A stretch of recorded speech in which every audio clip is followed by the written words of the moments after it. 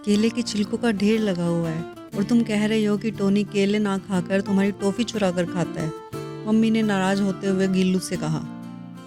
गिल्लू आश्चर्य से टोनी को देखे जा रहा था। टोनी के चारों तरफ घूमने के बाद वह बोला, तो अगर टोनी मेरी टॉफी नहीं खाता तो मेरी टॉफी जाती कहाँ है? टोनी मासूम चेहरा बनाते हुए बोला, मम्मी आप तो जानती हो कि मैं सिर्फ केले ही खाता हूँ। गिल्लू अपनी सारी टॉफी खुद ही खा जाता है और मेरा झूठा नाम लगा देता है। मम्मी ने गिल्लू का कान पकड़ते हुए कहा, एक तो तुम टोनी की तरह कोई फल नहीं खाते हो जो शरीर को इतना फ़ायदा पहुंचाते हैं, ऊपर से बेचारे टोनी को जब देखो तब परेशान करते रहते हो। छोड़ो मम्मी, दर्द हो रहा है, कहता हुआ गिल्लू अपना कान छुड़ाकर भागा। तेजी से भागने के कारण वो कमरे के अंदर आते हुए दादाजी को नहीं देख पाया और भड़ाक से जाकर उनसे टकरा गया। यह क्या कर दिया? दादाजी ने फर्श की ओर देखते हुए पूछा। आप इमली तोड़ कर लाए हो? इतनी सारी? गिल्लू ने जमीन पर बिखरी हुई इमलियों को देखते हुए पूछा। अरे मैं भला इतने ऊंचे पेड़ पर कैसे चढ़ूंगा? ये तो तेज हवा चलने के कारण पेड़ से अपने आप गिर पड़ी और गायब भी मेरी इमली वाली चटपटी टॉफी ही हो रही है। गिल्लू ने अपनी ठुड्डी पर हाथ रखते हुए सोचा और सिर हिलाया।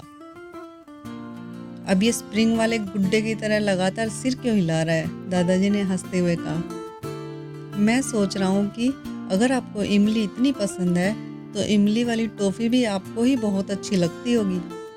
दादाजी हंस पड़े और गिल्लू के कान के पास जाकर धीरे से बोले, मेरे मुंह में तो लाल पीली खट्टी मीठी गोलियों के सोचकर ही पानी आ रहा है।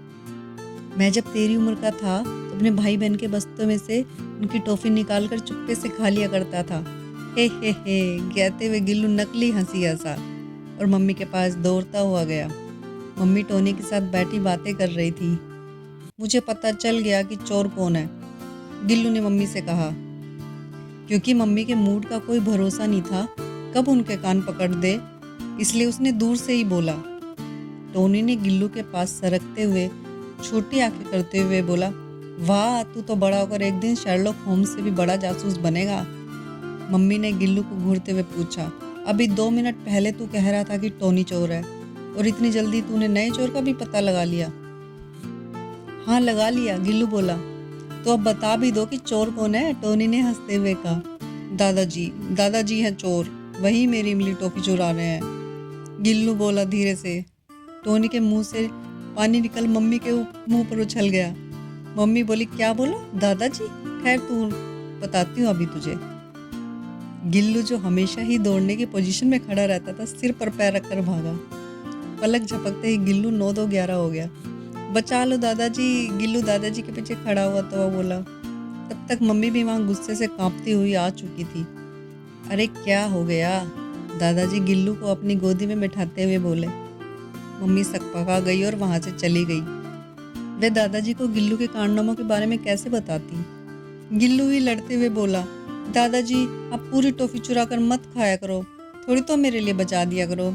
दादाजी हंसते हंसते लोटपोट हो गए और बोले, अरे पापा मैंने तो तुम्हारी टॉफी देखी भी नहीं है और भला मैं क्यों चुराऊंगा, तुम तो मुझे ही दे दोगे। आप बिल्कुल ठीक कह रहे हो दादाजी, अब मुझे फिर से ढूंढना पड़ेगा कि आखिर टॉफी चोर है कौन। कहता हुआ गिल्लू दादाजी की गोदी से उछलकर भागा। सामने ही बगीचे में दादी इमली बिन रही थी। गिल्लू का शैतानी भरा दिमाग तुरंत चल पड़ा। तभी टोनी उनके पास आकर बोला, देखा तूने दादी कितनी देर से इमली बिन रही है, सफाई कर रही होंगी। गिल्लू कुछ सोचता हुआ बोला, क्यों भला, बगीचे में इतने पेड़ हैं और वह इमली के पेड़ के नीचे ही क्यों सफाई कर रही है? और वैसे भी माली काका तो पास ही खड़े हैं, देखा नहीं कैसे दादी ने माली काका को रोक दिया है इमली उठाने से? टोनी धीरे से बोला। ओ तो क्या दादी चोर है? गिल्लू के सिर पर हाथ रखते हुए कहा। पक्का, दादी ही इमली वाली रंग बिरंगी टॉफियां चुरा कर खाती है, कहता हुआ टोनी भाग गया। तभी दादी ने गिल्लू को देखा और उसके पास आकर हंसते हुए बोली, देख तेरे दादाजी के लिए कितनी सारी इमली इकट्ठा कर ली, खुश हो जाएंगे ढेर सारी इमली देखकर। आज दोबारा पिटने से बच गया हूँ मैं, वरना मम्मी मेरी चटनी बना देती, सोचता हुआ गिल्लू वापस कमरे में आ गया। रात को जब वो अपने सुंदर से कांच के डिब्बे के पास गया जिसमें टॉफी रखी रहती थी तो चीख पड़ा। डिब्बे से वो टॉफियां फिर गायब थी।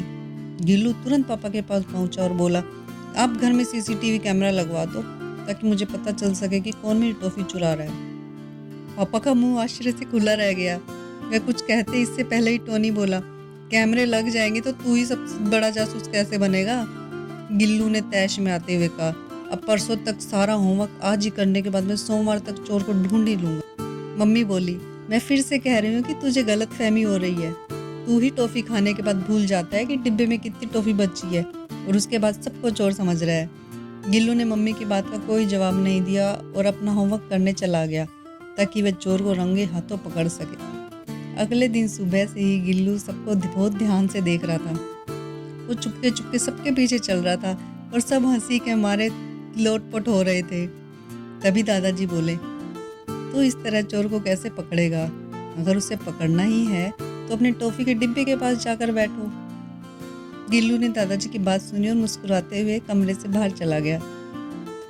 थोड़ी ही देर बाद टोनी ने कमरे में झांका तो गिल्लू अपने कमरे में चादर ओढ़े लेटा हुआ था। टोनी हंसता हुआ बोला, बेचारा चोर ढूंढते ढूंढते थक गया होगा। अरे आजकल के चोर भी तो बहुत स्मार्ट होते हैं ना दादाजी। दादाजी मुस्कुरा दिए और टोनी मम्मी से बोला, मम्मी जल्दी से केले दे दो, भूख लगी है।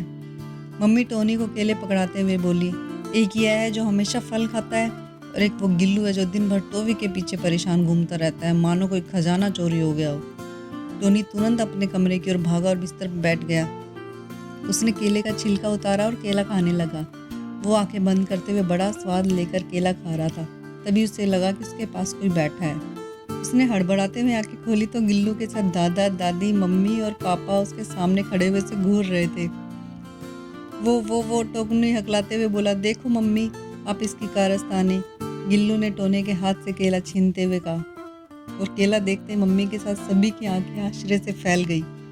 केले में ढेर सारी रंग बिरंगी खट्टी मीठी गोलियां चिपकी हुई थी।